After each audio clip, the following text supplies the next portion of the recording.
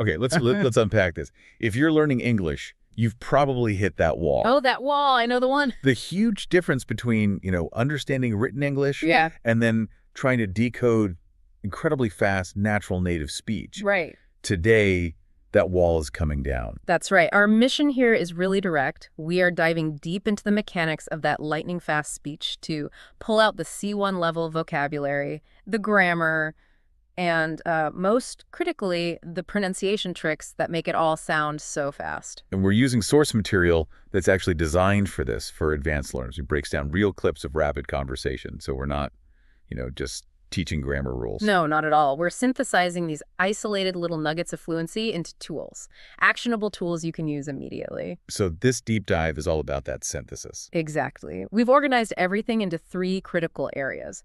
First, we'll get into the power of vocabulary and grammar you need for those direct, high-stakes conversations. Second, we unlock the absolute secrets of sound reduction. This is where fluency is really hidden. And finally, we'll look at the phrases that signal action, reflection, and intensity. Let's just jump right in then. Yeah. There's a foundational grammar structure that advanced speakers misuse, or just don't use enough, the worth structure. This is such a hallmark of sophisticated English, and you really have to master it. It's to be worth followed by a gerund. The verbing form. The verbing form, exactly. It's all about evaluating value. So in the source material, a speaker said something like, it's worth mentioning, or it's worth subscribing to this channel. It's always that gerund. And what's fascinating is the fluency shortcut, the way native speakers handle this. Because if the action is already clear, say your friend asks, should I subscribe? You don't repeat the whole thing. No, that would sound so stiff. Yeah. You just use the reduction. It's worth it. That little pronoun, it, just steps in and represents the entire action, the subscribing. It's a fantastic verbal economy hack. And if it's a really, really good idea, what's the natural intensifier we throw in? Totally. It sounds so natural to just say, it's totally worth it. That totally just boosts the conviction. It signals, complete certainty. So that trio. Totally worth it. Got it. That one. Okay, moving into vocabulary for conversations that need a bit of courage. We have 2 phrases that are similar but a little different. First, to be frank. Right. To be frank just means speaking openly, directly, especially when what you're about to say is a little sensitive or awkward.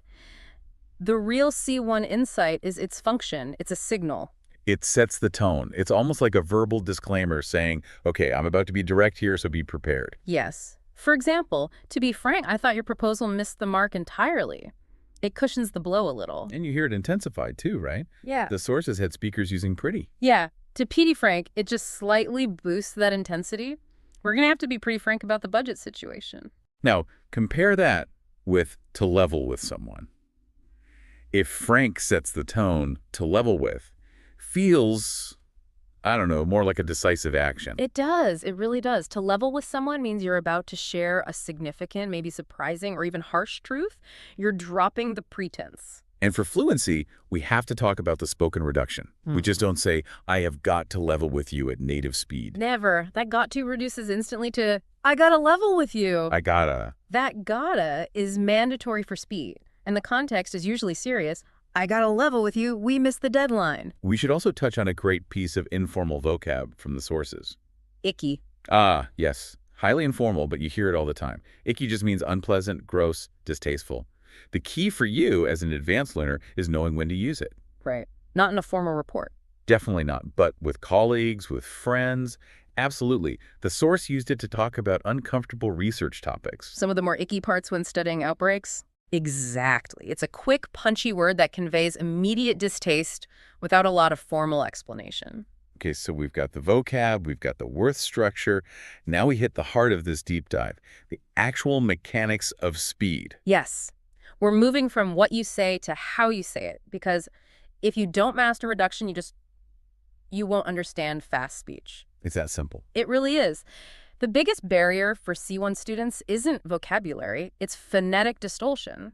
Fluency is reduction. So we need to focus on what sounds disappear, what sounds change, and how words link together. Let's start with the two big G reductions. We already touched on one with I gotta level with you. These are your mandatory fluency hacks. The future tense going to, it just collapses, becomes gonna. That got to becomes. Gotta. You must train your ear to hear, I'm gonna be late and I gotta go. If you're listening for the full going to, you'll miss it. You will lose the entire thread of the conversation. Now, let's hit one of the trickiest words in linked speech. The preposition of. When it's unstressed, the F sound just. It often disappears completely. And the O reduces to a schwa, that sound. This is so crucial. If you miss this, words just blend together in a really confusing way. Give us the main examples. Okay, so the word of becomes So some of the sounds like some One unit. 1 3-syllable unit. And the most common one probably is a lot of. It sounds like a lotta. A lotta. If you hear a lotta, you should be thinking a lot of. Exactly. The moment you try to pronounce that F sound, you create a stop, a little bump. Yeah. And native speakers just smooth that out. Which leads right into the next point then. Blending and transferring sounds. Precisely. You link a final consonant sound directly to the start of the next word, especially if that next word starts with a vowel. We saw this with the phrasal verbs in the source material. Yes. Reflect on. That final T sound in reflect doesn't stop. It transfers. It sounds like reflectin'. Work on becomes work on. Work on. It creates that smooth, unbroken chain of sound. You should not hear a gap between work and on. We also need to talk about the T sound, specifically in American English. The source highlighted the word little. The flacked T. When a T or a double T sits between two vowel sounds, it changes. It becomes this quick, soft sound. So little sounds like little. And it's not just little, it's water becoming water. Right. It's a huge marker of regional speed. You have to listen for it. And to round out reductions, what about unstressed contractions? Well, we heard contractions like that are so quick they're almost gone, or the soft B in I'd, like an I'd never been there. That D is incredibly subtle. And of course the classic want to. Immediately becomes wanna. And the phrase all right, when it's used to start a new thought, gets so compressed it sounds like right? Almost one syllable. All right. And if you don't catch that quick, all right, you miss the cue. You miss that the speaker is transitioning to a new point. It's a massive fluency marker. Fantastic. So we've decoded the sounds. Let's move to section 3. Tools for deep thought, transition, and, adding impact. Let's start with phrasal verbs. Advanced learners, you have to stop trying to learn the verb reflect and the preposition on separately. Learn them as a single unit. As a whole unit, to reflect on something. The sources gave us 2 key on verbs. First, to reflect on something. That means thinking deeply, carefully. The context was professional, like reflecting on feedback from your boss. It implies mature consideration. And the second one was to work on something. Yes, used for persistent improvement, a key phrase for business or personal development. The one thing I want to work on this quarter is my presentation skills. Okay, now what about the little verbal habits that fluent speakers use to buy time and smooth things out? You know what is invaluable here? It's not a real question. It's an interjection. You use it to introduce a thought or just create a natural pause to get your ideas in order. It softens the transition. Exactly. Instead of an abrupt change, you signal it. You know what? I think we should actually reschedule the meeting for Thursday. It pulls the listener in. And, all right, which we heard reduced earlier. It's not just for confirmation. No, it's also a signal of readiness. All right, everyone, let's review the sales reports. It's an energizing transition. Let's finish this section with another set of power vocabulary, this time for information and impact. First up, the scoop. This is pure, quintessential informal vocabulary. The scoop is the insider information, the secret, the exclusive details. You ask for it when you want the confidential story. Right. A perfect workplace example. Can you get the scoop on who's actually getting the promotion? You want the info that isn't public yet. Next, to crank up. I love this one. It's so dynamic. It is. It's a phrasal verb meaning to increase the intensity or the volume or the level of something. You crank up the heat. You crank up the music. But the C1 insight is using it abstractly. Yes, the source material used it brilliantly. That'll crank up the believability of your message, increasing the strength of an abstract idea. Which brings us right to the noun form. Believability. Yes, the quality of being believable. You often hear it used in the negative, actually, when something is lacking believability.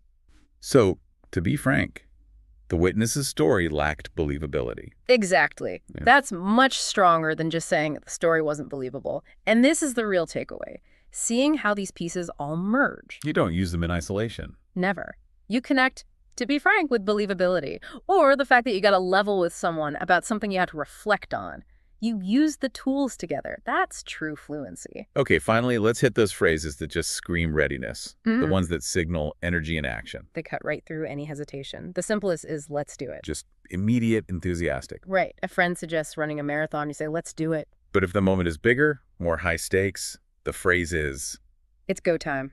This is super energetic, very informal. It means now is the moment to act. You use it right before a huge presentation, a big game. It's about shared purpose right now. and the shorter version, let's go, works too. Same energy, same urgency. These phrases aren't deep. They are about immediate, high energy signaling. So what does this all mean for you listening? We just moved from a structural anchor, that worth plus gerund foundation, all the way through the fluency hacks. The gonna, the gotta, the reduction of The consonant linking, and then we landed on essential informal vocab like icky, the scoop, and crank up. You now have the full toolkit. It's designed to help you not just understand fast English, but to actually incorporate these things to sound more natural yourself. The power is in blending it all. The sources showed us. To be frank, the story lacked believability. Or maybe he had to level with you, and you reflected on that. So here's the final thought for you to chew on. Now that you're armed with the knowledge of these hidden reductions, the gotta that almost silented the linking sounds, which piece of fast native English, maybe a movie, a speech, a song, which piece are you going to go crank up the believability of your comprehension on? First listen, go apply it.